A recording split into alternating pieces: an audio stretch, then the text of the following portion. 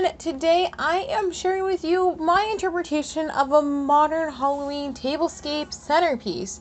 Now this centerpiece is a little out there for probably your normal Halloween tablescape, but bear with me. I made these black and white placemats doing the fluid acrylic, which you've hopefully seen on my other video tutorials. You can tell how excited my cat is in the background about this tablescape. She loved watching the water gel beads, but I made these placemats. You can watch plenty of tutorials on my YouTube channel about how to make them yourself. I did a black and white for kind of like a cool spooky smoky effect, and I wanted to find a way to recreate that without actually using paint in a centerpiece. So from the thrift store, I got a nice big vase, cleaned it out, had it on a black polyester tablecloth, nothing too crazy. And I'm using water gel beads, floral gel beads. There's a lot of different name combinations from them. And I am placing them in kind of on an angle in my vase. And what you're seeing here is I'm just scooping them out. They're in their container with their water.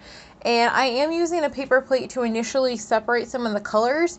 To be honest with you, you could leave the paper plate in there for cleaner separation. Like you can see here, it's very clearly color blocked, but I didn't really like that look. It didn't look as smoky and kind of organic like my placemats that I made. So it's up to you. I will say that if you leave the paper plate in, it will make separating them out later easier, but to me it was worth it to let them be free flowing, essentially water gel beads, and go where they want to go.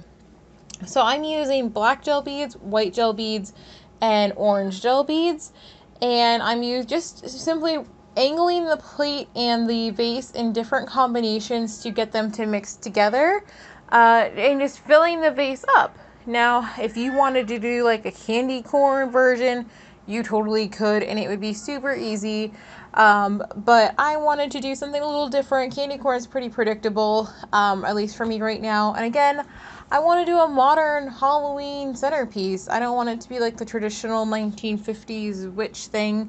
If you're looking for that, I have a cool glowing potion tree centerpiece. Yeah, a potion tree centerpiece, people, that I just uploaded a few weeks ago. And I'll make sure to link to that video at the end of this here, or in the top of the screen right around now. But this is my take on modern, and I hope you guys are enjoying it. It's really relaxing to do because there's no wrong way to do this because it's kind of an organic thing. So where they go, they go. I will say though, if you are a little OCD like I am, or you get kind of compulsionary tendencies when it comes to sorting, breaking this down later on is going to take a while because assuming you're going to use your gel beads again, because you have to separate them out so they don't get all mixed together. And they are slippery and bouncy, which I feel like I should know if you have small children, if you have animals, or a curious husband that doesn't know what you're working with. Make sure that they are not in the area or know not to eat these things, because I'm doing a really good job and being careful. But if I was in a hurry, or really truthfully, if I wasn't paying as much attention, these little balls bounce all over, and it's very easy to lose track of them because they're so small. And obviously, as with most small things, if small animals or children, tiny humans, creatures, whatever we're calling them, eat them, bad things can happen. And I don't know what they're made out of, but I'm pretty sure you're not supposed to eat them. So be advised that you have to keep track of these while you're putting this together, because they're easy for them to bounce and disappear into your carpets. So as you can see, as I'm kind of swirling this around, I've got the plate kind of angled on different positions and rotated just to kind of diversify things so they don't look so bulky. So like you can see on this angle, I've got a nice round black shape kind of with an orange halo, but over here it's a little bit more staggered. So it really just depends on the look you're going for, and of course the shape. Now I'd use a taller vase in this, but if you have smaller cube vases, you could totally still do this. It's just, you just got to take the time to play with it and figure out your proportions. But otherwise, it is a pretty easy project. So again, black gel beads, orange gel beads, white gel beads, whatever you like. I had a little bit of an oopsie and I had to dump some out, which is why there's like this sudden pile of multicolor gel beads there. But that's okay. It happens. But I have to sort it out. So That's why I'm telling you to be mindful of how many different colors you use. Now I'm just pouring in some extra water just to top it off. Putting water in with gel beads does create different effects, but because there was already so much water in my gel beads as I was scooping them out, I really didn't have to add that much more.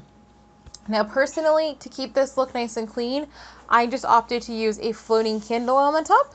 However, if you have some submersible LED lights, those would also be really cool too. You just have to put them in as you go. And I'm going to use my go-to napkins for Halloween. And I've already used them a few times now. They're black polyester napkins. I'll link to all of the items that I got if you can purchase them on the blog post with all of the details. But to be honest with you, most of this is DIY or from the thrift store, which is why it's so great. And but yeah, I mean, any black napkins you can use. And just a simple candle on the top is all you really need. And this is great because you can have this on your table when you're getting ready to sit down for dinner. And if you want to bring all the food out, or it was too tall or something, it could just be a statement centerpiece, and you can just pick it up and move it off to the side for enjoyment and a distance. So I hope that you guys have enjoyed watching this, learning how to play with water gel beads. Keep in mind, again, please be careful when you're doing this. Don't let your kids or your cats or your dogs or creatures or whatever you keep in your house eat these gel beads. They are dangerous, but they look so cool. Enjoy.